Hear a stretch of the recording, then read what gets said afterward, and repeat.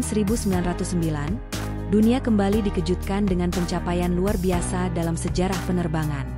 Seorang pilot asal Prancis bernama Louis Blériot berhasil menerbangkan pesawatnya, Blériot 11, melintasi Selat Inggris dari Calais menuju Dover. Penerbangan bersejarah ini berlangsung pada 25 Juli 1909 dengan durasi sekitar 37 menit. Keberhasilan Blériot membuktikan bahwa pesawat bukan hanya sekadar alat untuk terbang singkat, tetapi juga mampu menempuh perjalanan jarak jauh antar negara.